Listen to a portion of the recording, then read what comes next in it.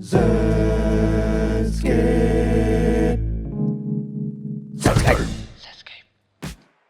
Hey guys, welcome back to Zenscape, where we experience the divine through aqua design. Today, we'll be chatting with Blood Red Jacky, again, of LitiAquaria, about his latest entry, into the International Aquatic Plants Layout Competition. Stick around to find out whether he's willing to change his aquascaping style just for a higher ranking. So let's dive in.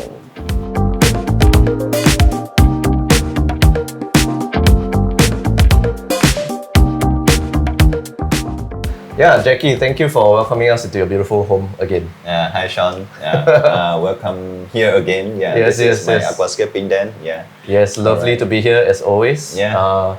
So maybe before we get to talking about your tank and your setup and everything, maybe you can tell us a bit about why you decided to join the IAPLC in the first place. Okay. Yeah. As you know, IAPLC is one of the most famous and renowned aquascaping contests in the world, and it's already established for quite long. I think more than 20 times already for the IAPLC. So over 20 years. Yeah, over 20 years.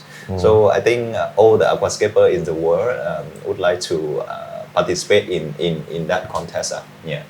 So for me myself, when I started to participate IAPLC, I think a few years ago, I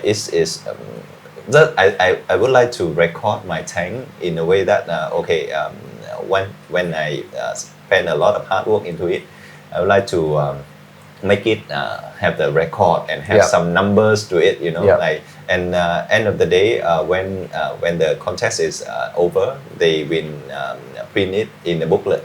So basically you will have your tank record as an image there. Even though this is small image, if your ranking is not so high, small image there, but this is there. So you can, this one is my contest tank in that year. So you will have something interesting to remember. So basically you will remember your tank that year. This year you spend a lot of effort into it and you have the record of it. Even though the ranking might be not so important, but you have the record of your tank. End of the day, you will just decomp the tank and it will not be there anymore. So that is a purpose to attend IAPLC. Right, and it's like immortalized in it's just there. You see, we have forever. the record. We have the ranking. Ranking, you see, but my very first ranking is you can play 4D with it. Why? 4 numbers. 4 digits. I see. So you can Okay. play 4D with it. But it is there. You record. You see how you improve throughout the years. And honestly, to attend the contest like IPLC, it is very interesting for aquascaper. You have something to look forward to every year. And then you need to keep secret of that tank until the end, then you can reveal. And then it's also opportunity to rescape the tank. In a way, it's an excuse. Actually, once the contest is done, once the result is already announced, and you're very happy to decomp your tank, I feel. I mean, the fulfillment is there. You already the tank already fulfilled its mission. Then just decomp. Then that is one of the good reason for you to just decomp the tank. Right. I see. Wow. And so let's say you decided to enter a competition. Any competition, could be IAPLC. Then what is your creative process as you approach this new aquascape usually? To participate into the contest, I think firstly you need to decide on the tank size. Tank size. So to me, I think the good tank size for contest, I think should be about 120 and above a bit to 150 cm tank. It should be having enough space for you to create and to have the good feeling about the aquascape. Right. Of course, you can see many aquascapers in the world, they can work on a very small size tank, 60 cm or even 45 cm, but the scape look much bigger than it seems. But to me, I feel once you want to create a habitat for fish and shrimp and things, right? So bigger tank is better. So 120 is about 4 foot to 5 foot or 4 larger. foot to 5 feet. 4 foot tank, then it will look nicer in a way. You will have a lot of space to create. and your fish and shrimp also become like healthy in those big aquaria habitat. Would you say it's easier to scape a larger tank, or not necessarily? I think in my view, the bigger tank is more stable. Yeah, it is more stable. It is more important. It is stable. The water quality, the parameter, ecology. it's very stable. Once you already establish the big tank, it will be all the water parameter is like hardly to fluctuate a lot. Compared to those small tank, and nano tank, actually once you do the water change, all the parameter actually dramatically fluctuated already. But for big tank, even you change water change like 30%, for example, up to here, then you change the water is actually really not really affect the water quality overall, and also the beneficial bacteria and things in the bigger tank is also more stable as well. And let's say you picked a size already. Well, what's your next steps? Okay, after having the size, then the thing is like to choose the material and how say the material and the idea for the scape. So for me, normally I really love to have the driftwood and rocks inside the aquarium. It's like basically classic nature aquarium style.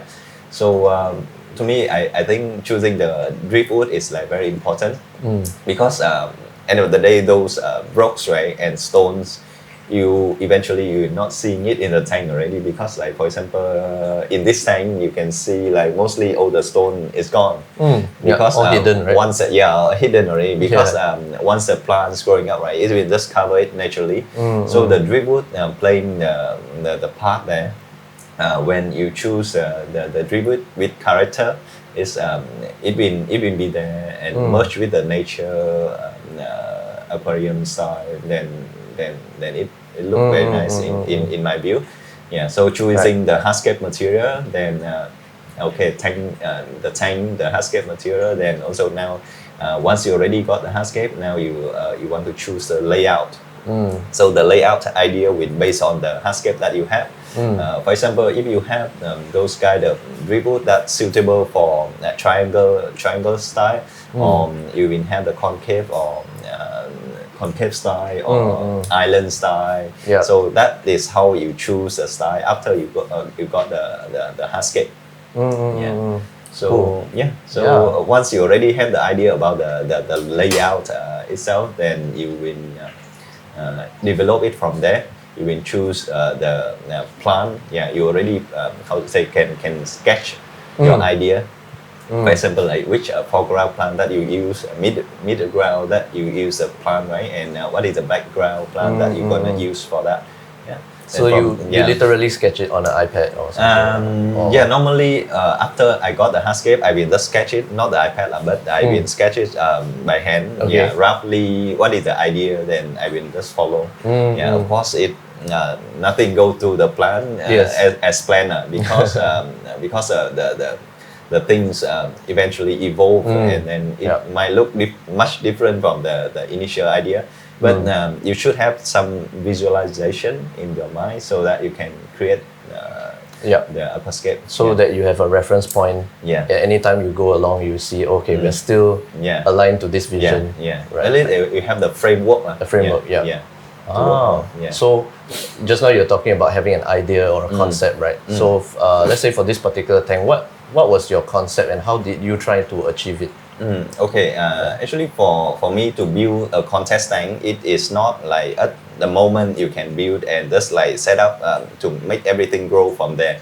So it is a whole process of months. For me, normally I will take like at least around 6 months, 5 to 6 months to complete one contest tank for IAPLC. From the time beginning, you conceptualize all the way. Actually from the time that I first set up until the time that I take photo, the final photo, it might take a few months.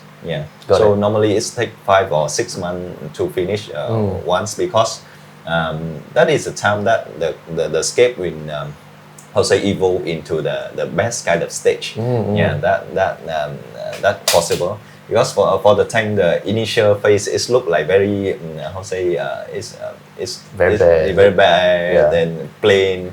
You don't see much thing from the beginning, rather than the hardscape. Yeah. So throughout the time, for example, after about 1-2 months, when the plants already grow, then you already see the tank evolve. Then you can add in more detail. You can change the plan by changing the section. Okay, this driftwood is not really merged into the scape. You can change it. You can try to have new plant in the tank, so that you can have the different kind of feeling or make it better. So basically, to build out the contest tank, it is a process of few months, even until the very last day of that. So you need to have the idea first, but like it will be involve a lot of creativity along the way, so that you can fine tune and finalize the contest tank until the end. Right. Yeah. Right. And I noticed you already use a bunch of driftwood that are in a way the skeleton of the tank, right? Like, do you already have this in mind as a vision, or was it a case of I'm just gonna put it there and see what works? Actually, for me, the first impression of the wood is very important. So when I see the wood from the shop, then I already have the feeling I will put it in this way or that way, because a lot of character in the wood, like for example the grain, the pattern on the wood. You already have the first impression. Okay, I love this one. I need to bring it home. But as I mentioned, nothing will go according to your plan. Sometimes, right? Because for example, this time when I bought the wood, I bought 3 big chunks of wood. But later on, I realized when I put everything there, it will be very crowded, and then it will take a lot of space. Right. Yeah. So I only use like 2 driftwood in big piece of driftwood in this tank. Then from there, I develop it out. So what was your concept here? What were you trying to achieve, and how do you do that? Well, this one, as you can see, this one is a triangular layout. It's quite classic nature aquarium layout in in aquascaping. So the triangle is like this way, right? Yeah. So I tried to create a triangle from here to there. One of the reasons why I start the triangle from there, because I think behind it has the electric sock cap that I want to cover. So one of the things you need to take note is that in your home, right? Your home is not gallery, so you cannot have the perfect location every time. Yeah. So you also need to have the idea in mind that how to cover all those things. The practical considerations. In a practical way. Yeah. So I try to achieve the triangular layout here. Then also with high with the flow is use all those area. Yeah. The grass here, it will have the flow like throughout Towards the other end. Yeah. And what new techniques or methods did you use or try out here? Anything? Oh, okay. Actually, here you can see the. I'm not so sure whether it's new technique, but new to you at least. To me, for this layout, I try to use Monte Carlo together with the grass here. As you know, the Monte Carlo normally is tend to float after a while, because when the carpet is too thick, then the buoyancy is there. Then the carpet is like become flying carpet sometimes. So you need to maintain the Monte Carlo very well. But one thing is how you prevent it to float. I plant it together with grass. So you can see all the grass here is like mixed up with the Monte Carlo, and it mixed up until a very complex carpet. So it will hold each other down. One of the good things. And actually, you also can see the gift bar here, the Utricularia gift bar. That one is sometimes it's a weed in the aquarium. It's unable to take out all, but you can use it as an anchor to keep the Monte Carlo down. It's like, how to say it, you can see the nature take its course. Yeah. When it mix up together, this gibba is also like aquatic plant, right? So I think okay, why not just have it there? Then it's just naturally grow and hold out all the carpet. So one of the good thing you can see, you can turn the risk into opportunity. That's true. Yeah. And what kind of, you mentioned grass, right? What species of grass was that? Oh, this one. Is it Sagittaria or not sure? This one is a Elantium tenellum. Okay. Not familiar with it, but we'll go check it out. Yeah, the tenellum. Last time they call it. We'll put it somewhere in the video. Sorry, I'm so not so good at all those scientific names. That's fine. You just want to find out what. There, and also mix up with Vallisneria as well. So all of that mix up together, then become like have the wild feeling. That's true. So you can see like in nature, right? There is no way that the grass will grow one type alone. Yes. When you see other complex carpet, you will see like different kind of species trying to grow and take the advantage in the wild. So same in the aquarium, we try to mix up different kind. Then it naturally will fight to each other. Then it will spread out nicely naturally. Yeah, I see. And in this whole competitive scaping and all that, do you find that you have any struggles? Like what are some struggles you might have? Struggles, it's a lot of struggle throughout the time. I think mostly because the project normally is take quite long. Then at one point of the time you will just want to finish it, want to complete it, and take photo and then send. You will find like it's quite difficult to find the best moment of the tank to capture it. So the prolong will test your patience.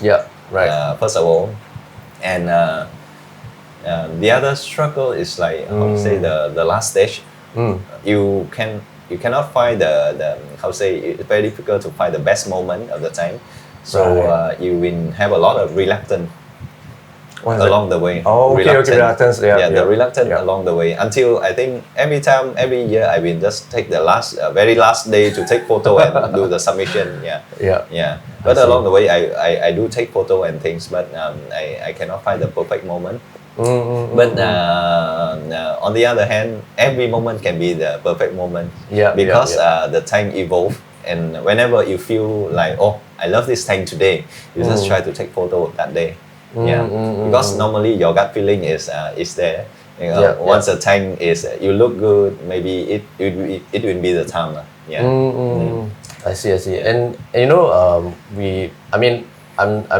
I don't profess to be right all the time, but just based on what we observe sometimes in IAPLC, many of the winning entries are of a certain style, and which may seem a bit different from your style actually. I'm just wondering if it would give you a higher ranking, would you be willing to change your style to get that higher ranking? Just wondering. That is a very good question. Actually, before I even enter the contest, I already have my direction of doing things. I want to enjoy the tank as it is a piece of decoration in my house rather than have the high ranking in the contest. My purpose of attending contest is, as I mentioned from beginning, is just to have the record of my hard work that I spend for that tank. I want that to have that number and photo record in a book. So that is my purpose. High ranking on it is a bonus. But as a tank in the house, if you keep it for 6 months or so, right, then you want to keep something that have you relax and enjoy every day. Right. So as I design the tank, I also try to put it in the angle that it can be the good kind of piece of decor in the house. I will take the consideration of like where I put the tank, then what kind of layout I'm going with. For example, if it's the center of the house here, then I will make the different angle that can look good, right? And the guests also can enjoy from different angle of the tank. It's not only the front view, because basically for the contest you only need to take the front view photos, which sometimes if you focus on front view, you forget about all the other angles. So that is, I think, the difference of the my tank and some very high ranking there, because for the high ranking they will focus on all those perspective that look good from the front angle. Yeah. Right. So for me, I choose nature aquarium style because I really love that style. I love to see the plant growing out and different color that vividly is like growing. That's why I always choose to have nature aquarium style. Even those other, I know that it cannot be like very high ranking in but that's fine in the contest, but it's fine. Yeah. I really enjoy it. Then actually I can share the progress after the contest is done, and how the tank look like, and many people also really like this style as well. So that is my purpose to enter the contest. Wow, okay, Yeah. that's really cool. Yeah. Maybe let's talk a bit about your choices that you made here. Maybe let's talk about plants first. You've talked a bit about Hardscape earlier. All right. So I think we are quite clear of the composition, right? But maybe you can tell us why did you choose the plants that you chose here? Oh, okay. Yeah, interesting. So maybe we go from front to back. Yeah, I okay. think it is fine. So the as a rule of thumb, we normally choose short and shallow grow kind of plant at the foreground. Then mid-ground we will choose something like, how say, a bit taller. Then background we will choose the plant, the stem plant that can grow tall, right? So to cover, so that is a basic thing. From there we will develop and change and tweak a bit to meet our kind of like design or the ideas. For example, here you can see the carpet here is short, but I also mix up with Vallisneria, which can grow a bit taller, because it mixed in the wild, it have the wild feeling. Then it will make the flow of the aquascape. For example, Vallisneria, you can see it swing and waving. How to say? Then you can see somehow the flow in the scape. There's a sense of movement. Yeah, sense of movement as well. And you don't need to really trim it so much. It just grow naturally. Recently I just trim because it's like already overgrown. IAPLC, so I just trim something. And in the middle ground, you try to choose some of the plant that you don't need to trim much as well, like those fern and also anubias. And you can see here some of the tiger lotus, right? Yes. Yeah, tiger lotus. So basically, those mid-ground plant, because you don't trim so much, it will cover the background plants when it got trimmed. So it look not so botak. It's not so bare. When you trim the background plant. I got it. Right. So so your scape will look mostly appealing most of the time. Yeah. But and the background plant, normally I use the stem plant, and as I mentioned many times, I think I love Rotala rotundifolia species. So you can see the Rotala is the background, and it is like really how say the sturdy plants. You can trim many times, even though the bottom part is already bare, right? You trim it, still new stem, new leaves will pop out even nicer. So that is what I love about the background plant. So you can see the plant chooses here, like from the characteristic of the plant is one thing, and secondly is the color. So the color is like from a light green, you can see the darker green is a bobitis one. Right. Yeah, bobitis. Then you mix up, you try to get the contrast. So different you get shades of color. Different shade of green. Of green, Then you also try to see the complementary color for that green, which is red and orange and yellow. So you can see at the background, right? It's all red, orange, and yellow and brighter green. It's going through. So for me, I think it is once we already know the true color of the plants, we can really mix up and then try to do the painting, make more interesting and more impact to the viewer. And how do you end up choosing these livestock, this Espe? Oh, okay. And, as I mentioned, this based on the color complementary color. Yeah. So mostly you can see the background, the ground here is in a green color and also in the orange color. So Aspe raspberries is like merging quite well. They can be very outstanding in the background of the green, but they can merge in also in the orange and warm color at the back. So sometimes you see it, but sometimes you feel like, oh, it's merged into the scape itself. And actually some of my main fishes already hide away, which is like the pearl gourami. Right. Pearl gourami also like they're very interesting species and very smart one. So sometimes you can see the part here, which is the cave. Normally they've been hide here, and they just like in and out, going all the way here, right? And their belly is like orange color that you can feel like really so beautiful. It's like mixing up with the green over here. So it complements the reds as well, the warm. Yeah, that's right. And you see pearl gourami is like very peaceful, like moving slowly and things. So that is the choice of it. And I think one good thing about Aspe, because they follow the school quite tightly. I think for now it already get used to me, so they will not running school very tight. But like once they scare or something, then everything then like go together. Right. Yeah. Oh. And then maybe you can walk us through the equipment that you use for this. For equipment that I use for this tank, as you can see, the light I use here is like two Chihiro's Vivid 2 light. That is a very, very good light. I think one of the best light that I have so far. And with the two lighting, I think it is good enough for this tank 150, 60 cm. Two lights only. And that is for the light. For the filter, I use 2 EHAM Professional 3 2080. So that one is the biggest size in the EHAM Professional 3 series. The flow rate of each one, I think, if I'm not wrong, is 1,700 liters per hour. So both of that is like double the size. And then it is run, diagonally here. Right. Also that. So to the left and to the right. Got it. CO2, I use pressurized CO2. I think I cannot count the bubble per second, but like normally. At least how many? For me, the rule of thumb is like every 30 liters, I will put it 1 bubble per second. So maybe this is. So this one more than 500, liters. So you do the math. Wow. So I just like burst it up, and as long as my fish feel okay with that and the plants grow right, then it is alright.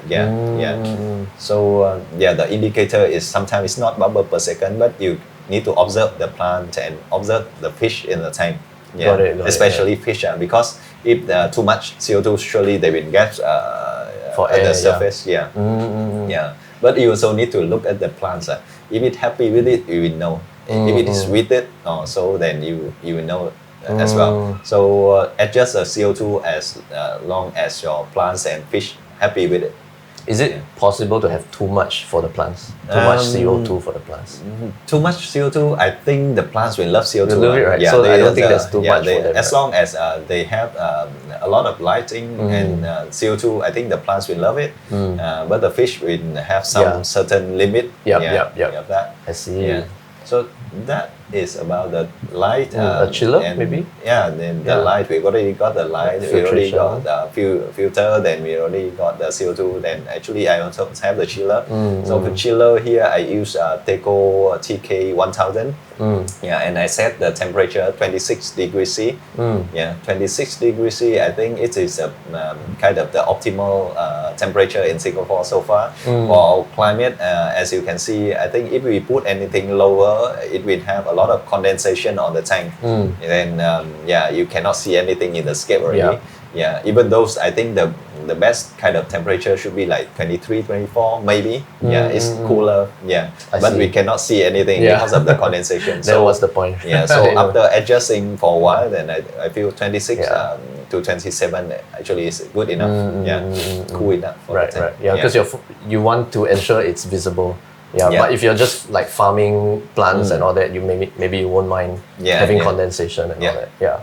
Oh, okay. And I noticed there's a skimmer as well. Oh, there. okay. This one is the EHAM skimmer. Yeah. So this skimmer is like, I think it's quite good. It works well for many years already. Yeah. And yeah.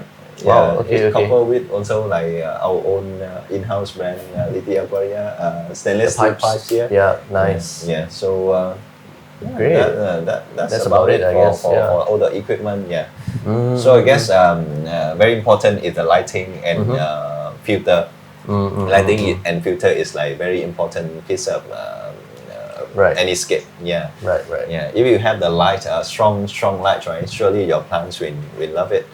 Yeah. And yeah, CO2 too. Great. Just blast Definitely. it. Just blast it. Yeah. As long as your fish can then and as long as you can afford it, Yeah, the refills. Yeah. Yeah. Wow. Okay. And maybe before we end this, what is one piece of advice you would give for competitive aquascaping? Yeah, for competitive aquascaping, I think you should have your goal at first. Yeah. For me, my goal is like to have the record of my tank in a book. Yeah, it is quite simple. But for some others, if you really like to attend the contest, as you want to have the higher ranking and more competitive, maybe it is better to do all the study of all the aquascaping style. To find out how to win. Find out how to the formula. At least you have the formula in mind. Right? I cannot say like nature aquarium is like you cannot have higher ranking. But yeah, you learn about the style. You learn about the how they do the composition. Yeah, how they choose a fish, how they choose a material, how they choose a plant. Yeah. Definitely there will be some formula. I mean like formula of winning. I cannot say formula of winning, but it have the higher chance. Yeah, that you can get in if you study those scape heavy enough. Yeah, and focus on the front view better. Yeah. Yeah. Wow. Yeah. Cool. Yeah. Thank you so much, Jacky, for this chat. It was really insightful. We hope to chat again, and I have a feeling we will. Yeah. Sure. Thank you, man. Okay. Thank you. Thank you so much, guys, for watching. Hope you enjoyed the content. Please remember to like, share, and subscribe. Also, hit that notification button. And if you want to see other content, you can let us know in the comments as well. So, until next time, scape zenly.